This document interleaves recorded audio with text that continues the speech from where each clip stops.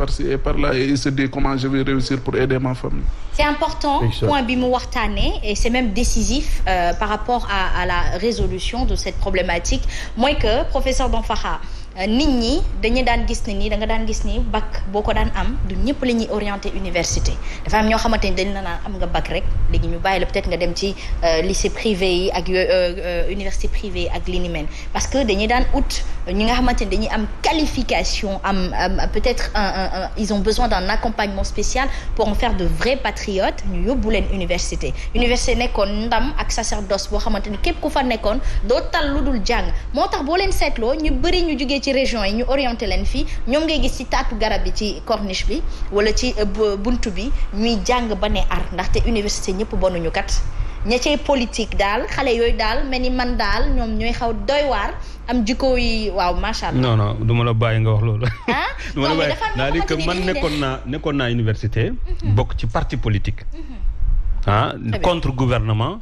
mais am na yoo xam ne musul nekk sunu mbir. waaw dañu doon respecté ñëpp. duñu xool ne kii parti bii la bokk wala sunu jàngalekat la dañu leen doon respecté. parce que xam nga jàngalekat dafa am mythe bi mooy xam-xam du problème at mun naa am 20 ans dem jàngale koo xam ne am na 100 ans mais il faut que ma woon ko ne man maa ko ëpp xam-xam même su fekkee du loolu sax c'est-à-dire ni ngay taxawee ni ngay wonee sa xam-xam loolu mooy mythe. c'est-à-dire que ki ngay jàngal il faut que mu nangu ne yow yaa ko gën a xam. même su fekkee sax du loolu donc loolu dafa laaj benn passion nga bokk ci nga nekk ci bi beneen affaire bi ma bëgg a souligner Asma ci affaire jàngale affaire bi il faut que ñu bañ a fàtt ne mais jàngale benn njariñ la am du boo amee say diplôme après nga dem liggéey ana liggéey bi c'est-à-dire xale yi bu ñu demee boo xamatuñu bu ñu paree jàng fu ñu jëm mais ils ont un problème. Oui, c'est-à-dire que man damay considérer ni sax ndawu Sénégal c'est des jeunes ngàcce gaalama parce que gis nga amuñu benn futur. tey da ngay nekk ndaw ci Sénégal mais boo jàngee après looy am doo am dara ay stage sax mënoo ko am. donc ça veut dire que société bi ñu nekk en tant que ñun mag yi wala ñu nekk fii di bugg a yar xale yi di leen forcer ñu nekk ci yoon boo xam ne yoon boobu du leen demalee fenn wudul jël ay gaal yi dem feneen askan bi dañuy war a toog.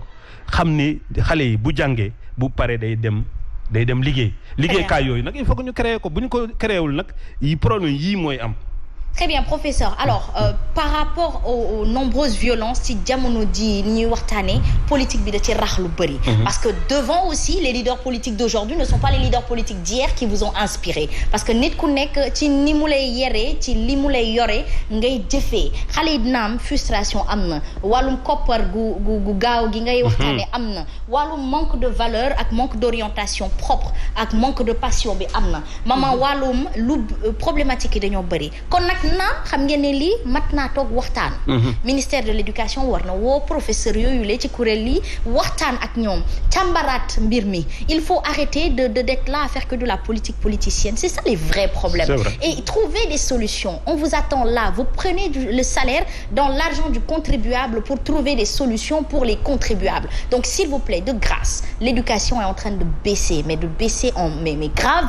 Déliquescence. Bien sûr. Voilà. Mais surtout, donc arrêtez quoi. Dernier point Asma il faut que ñu bàyyi muy affaire liggéey ndaw yi muy éducation muy santé ñu bàyyi di jëtale xaalis. il faut que nit yi ñu toog gestu xam-xam bi mu ngi fii.